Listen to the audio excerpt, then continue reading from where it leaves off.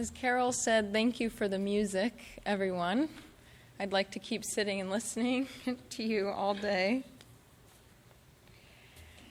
I'm going to start this morning with a story because many faith traditions begin their service with a sacred text and then interpret.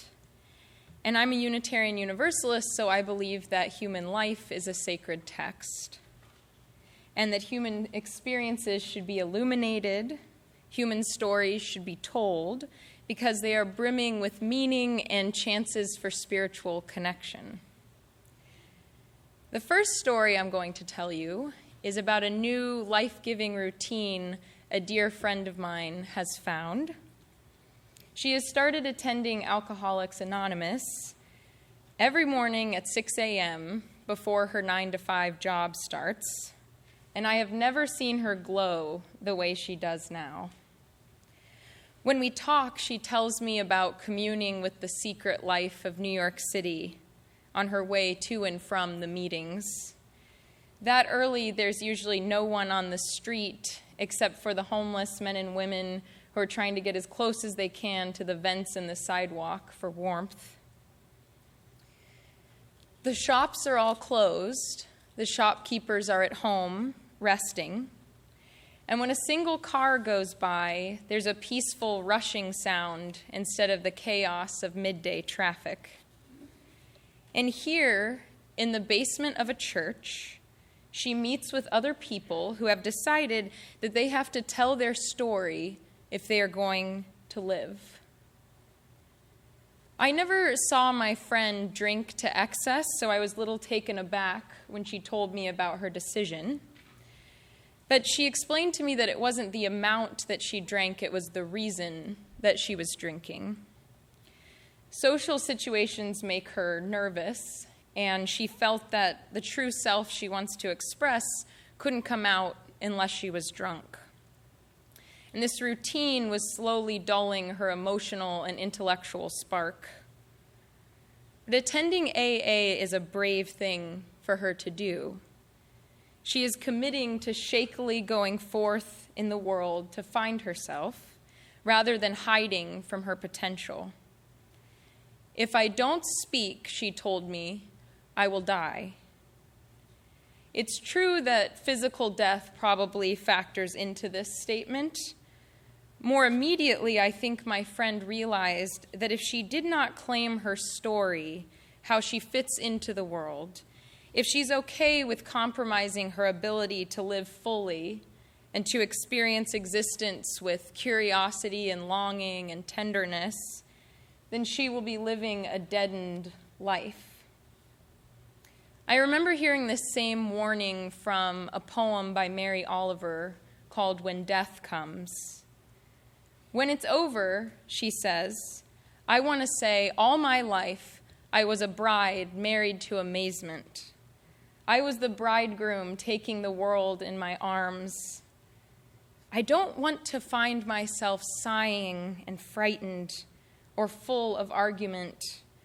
I don't want to end up simply having visited this world.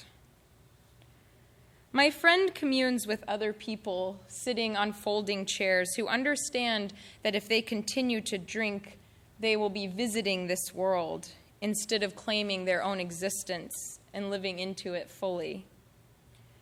Part of this means believing that her story is worth hearing, and that by speaking it aloud, she will break down the protective armor of apathy or denial that so many people wear throughout their life.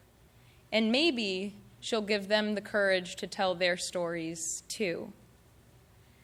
She has joined a people who have decided to invite each other to be alive again.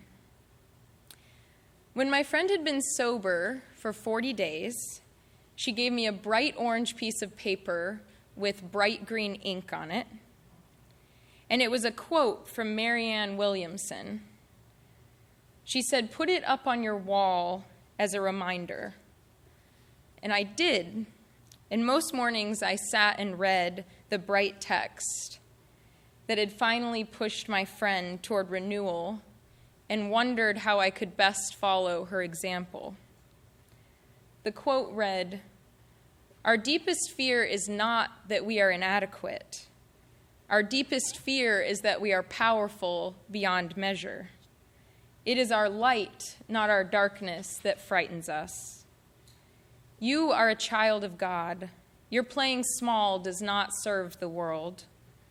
There is nothing enlightened about shrinking so that other people won't feel insecure around you. We are all meant to shine, as children do. And as we let our own light shine, we unconsciously give other people permission to do the same." Sometimes my friend calls this new experience of valuing her own voice an experience of God. And I've been thinking about what this means. My peers at school often refer to God as the ally of those who have no voice. God is the force that gets inside the hungry and the trampled on and overwhelms them with the knowledge that they must stand up and speak because their existence is worth talking about. For others, God is the only listener, the only companion. Sojourner Truth says when she watched all 13 of her children sold into slavery, she cried out with a mother's grief, and none but Jesus heard me. What does my friend mean that she's experiencing God? I have trouble speaking to or giving a shape to a God that's a being. For me, God is a feeling of being at home in existence by trusting another human being. Higher meaning is that pull I feel in varying degrees each day to live and to love. To feel communion with God is to connect with a longing that is unfulfilled in you.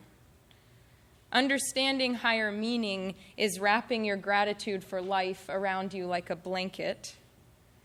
It is a nonsensical burst of hope when you feel dull and forgotten. But sometimes this specific word, God, turns the stomach. It can taunt like a church billboard in a small town, reminding me that I'm not saved or that I don't measure up to a cosmic male ideal. That word God has been so powerful and so dangerous throughout history. Wars have raged, people have stayed in abusive marriages, same-gender loving people have stayed hidden from themselves under the crushing weight of that word. So what can it mean that my friend is experiencing God? That God is listening and propelling her forward, playing an active role in our world? I took a class my last semester of seminary called God, Suffering, and Human Beings. We tried to figure out what role God plays in suffering and how human nature can be liberated from its crueler parts. Most of my colleagues argued that human beings cause evil and suffering, and it's God alone who steps in to heal us and lead us away from ourselves toward divine perfection. Others asked why miracles appeared to be so selective and rare. Who builds this world daily, humans or God? One of my classmates continually argued that the impulse in human beings to keep living and loving, even under impossible circumstances, is evidence of God's plan, God's reaching into our world and organizing existence. I argued that this same impulse to live and love was the evidence of what makes human nature so sacred. Yes, I agreed that God is a presence and an experience in life, but I believe that human beings have the agency to build good as well as to destroy. Again and again, human beings are unable to give up hope. We commit to loving one another deeply, even though we are afraid of being rejected or hurt. Or we can be overwhelmed at times with the knowledge that life is not permanent and we are not perfect. I explained that I celebrated this undying human impulse to live and love with the fervor, gratitude, and joy of those who celebrate walking with and being held by God. However, by halfway through the class, I could feel my faith getting dull. My arguments were harder and harder to back up in a test lab where we were only examining humanity's worst. We studied the Holocaust and the small, mundane role every person played in evil. We read Native Son about a black man being degraded so completely by white society that he ended up killing the people he loved. We studied greed, the human desire for the conquest of other human beings and their resources. And I started to forget the counter-argument, human resilience, that my friend had demonstrated, and the truth in the neon green words of her sacred text. The argument that we should be putting our faith in something outside, over and above humanity seemed more and more compelling. So suddenly, when I was about to graduate, I didn't know what to make of being me. I didn't know what to make of my disproportionate amount of luck in this world. I didn't know what to make of wanting to be a minister. With my resolve flickering, I decided to go out into the human community instead of reading about it cooped up in the library or classrooms all the time. It was so fitting that during that week, when I was feeling defeated and overwhelmed, I rushed down the stairs trying to make the train, and a man in a corduroy coat stood in the doors so they couldn't close and I could get on, and his bag had been on one of the seats as if he had been saving it for me, and he moved it so I could sit down. And after everybody looked at him with annoyance for delaying their train, we sped forward, and he handed me a piece of paper, and in the margin it said, "Have a great moment." That's all I saw, and I thought, oh great, what is this going to be? Some request for financial help? He's trying to convert me to something, some inappropriate sexual remarks, which are all very common New York City experiences. Will it be safe when I get off the train? Is he going to follow me? Do I have to repay him in some way for his kindness? But he didn't speak to me. And as he left, I found the courage to read over this piece of paper. And I'm going to read you an excerpt of what's Xeroxed here. "I want to know if you can be with joy, mine and your own. If you can dance with wildness and let the ecstasy fill you to the tips of your fingers and toes, without cautioning us to be careful, to be realistic, to remember the limitations of being human. It doesn't interest me if the story you are telling me is true. I want to know if you can disappoint another to be true to yourself, if you can bear the accusation of betrayal and not betray your own soul. I want to know if you can see beauty, even when it's not pretty, every day, and if you can source your own life from its presence. I want to know if you can live with failure, yours and mine, and still stand on the edge of a lake and shout to the silver of the full moon, yes. It doesn't interest me to know where you live or how much money you have. I want to know if you can get up after the night of grief and despair, weary and bruised to the bone, and do what needs to be done to feed the children. It doesn't interest me who you know or how you came to be here. I want to know if you will stand in the center of the fire with me and not shrink back. It doesn't interest me where or what or with whom you have studied. I want to know what sustains you from inside when all else falls away. And I was suddenly very unsure of the distinctions between God and humanity and higher meaning and the sacred and the ultimate.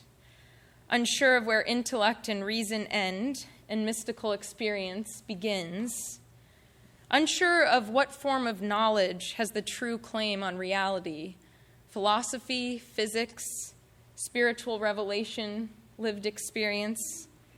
Instead, I felt it all intertwine inside me, and I felt sustained. It turns out higher meaning won't work unless you participate in it.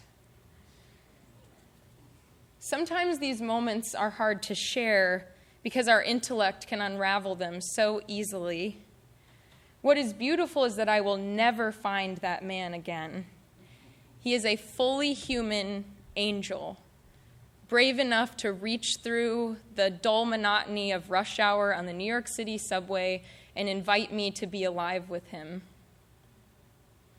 If you find your ultimate reality in God, your lover, Aristotle, or Jane Austen, all of us are invited today, as we are every day, to live and to love more deeply. And how shall we answer? Blessed be.